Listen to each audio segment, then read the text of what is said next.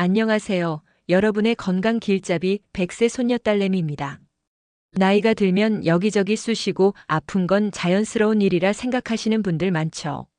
하지만 여러분, 나이 들어서 그렇겠지 하고 넘긴 그 관절 통증이 단순한 노화가 아닌 병의 신호일 수 있다는 사실 알고 계셨나요? 오늘은 단순한 퇴행성 관절염이 아닌 조기에 발견하지 않으면 장애로 이어질 수 있는 류마티스 관절염에 대해 이야기해 보겠습니다.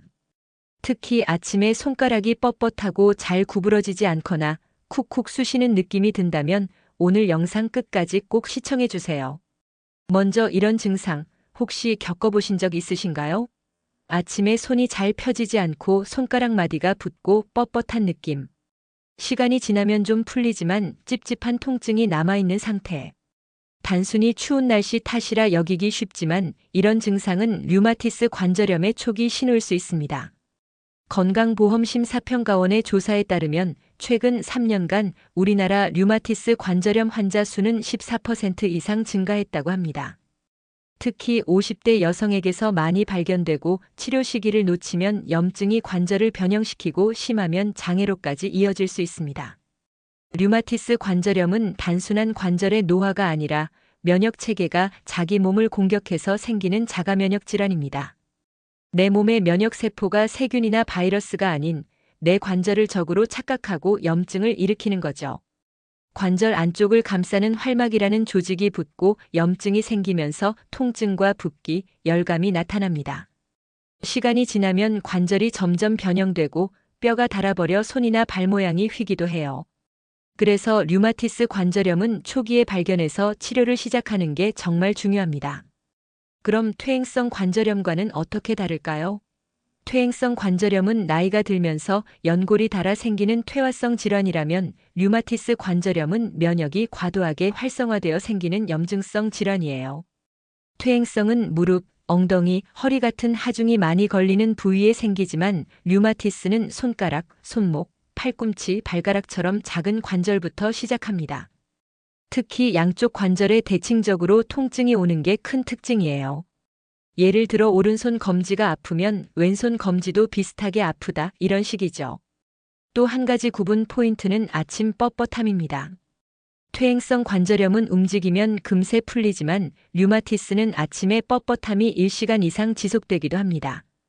어떤 분들은 손이 얼어붙은 것 같다고 표현하시기도 해요. 손가락을 쥐려고 해도 잘 안 되고 물건을 짚기가 힘들어집니다. 그럼 어떻게 해야 할까요? 우선 조기 진단이 중요합니다. 류마티스는 혈액 검사와 엑스레이, 초음파 검사로 비교적 빠르게 진단이 가능합니다. 류마티스자 항시 CP 항체 같은 수치로 염증 여부를 확인하고 활막이 두꺼워진 부분을 영상으로 볼 수 있죠. 2단계에서 치료를 시작하면 관절 손상을 막고 통증을 크게 줄일 수 있습니다. 류마티스 관절염은 한 번 걸리면 완치가 어렵다고 하지만 꾸준히 관리하면 충분히 일상생활을 유지할 수 있습니다. 관리의 핵심은 염증을 줄이는 것이에요. 여기서 생활 습관이 큰 역할을 합니다.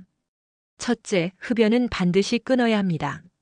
흡연은 류마티스 관절염의 발병과 악화를 모두 높이는 요인으로 미국 질병통제예방센터에 따르면 흡연자는 비흡연자보다 류마티스 발생 위험이 2배 높습니다. 부모가 흡연자인 가정에서 자란 여성의 발병률이 7% 더 높다는 연구도 있습니다.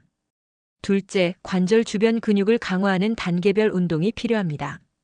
염증이 심할 땐 무리하지 말고 통증이 줄어들면 가벼운 스트레칭, 고무공 쥐기, 실내 자전거 타기 등으로 관절 주위 근육을 부드럽게 풀어주는 게 좋아요.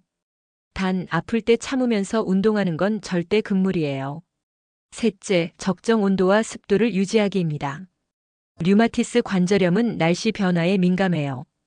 기온이 떨어지면 관절이 수축되고 혈류가 줄어 통증이 심해집니다. 겨울철엔 실내 온도를 일정하게 유지하고 찜질이나 따뜻한 물 목욕도 도움이 됩니다. 반대로 너무 높은 온도나 습도는 염증을 악화시킬 수 있으니 주의해야 합니다. 넷째, 체중 관리도 빼놓을 수 없습니다. 체중이 늘면 관절에 가해지는 압력이 커지고 염증이 더 악화되죠. 체질량 지수 BMI가 30 이상인 비만 환자는 그렇지 않은 사람보다 염증 수치가 높고 약물 효과도 떨어진다고 합니다. 무리한 다이어트보다 균형 잡힌 식사로 체중을 천천히 줄이는 게 좋아요. 다섯째, 오메가-3 지방산을 풍부하게 섭취하는 것도 도움이 됩니다. 오메가-3는 체내 염증을 완화하고 면역 반응을 안정시키는 데 효과적이에요.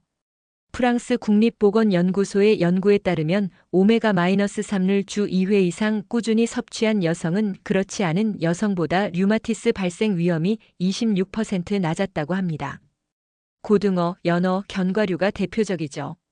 마지막으로 가공식품과 당류 섭취를 줄이기입니다. 단 음식을 자주 섭취하면 체내 인슐린이 과도하게 분비되고 염증 반응을 일으키는 사이토카인이 활성화돼 통증이 심해집니다. 과자, 빵, 탄산음료, 패스트푸드를 줄이고 대신 채소, 통곡물, 과일 위주의 식단으로 바꿔보세요. 여러분, 류마티스 관절염은 치료 시기를 놓치면 단순한 통증이 아니라 평생 관리해야 하는 질환이 됩니다. 하지만 조기 진단과 꾸준한 치료 그리고 올바른 생활 습관만 지켜도 충분히 건강하게 살 수 있습니다. 아침에 손가락이 잘 구부러지지 않거나 통증이 일시간 이상 지속된다면 절대 방치하지 마세요. 병원에서 혈액 검사 한 번이면 확인할 수 있습니다. 오늘의 영상이 여러분의 건강한 관절 관리에 도움이 되었길 바랍니다. 앞으로도 여러분의 건강한 100세 인생을 위해 100세 손녀딸내미가 늘 함께하겠습니다. 오늘 하루도 여러분의 한 걸음 한 걸음이 건강으로 이어지길 바랍니다. 좋아요와 구독으로 건강 습관 함께 만들어가요.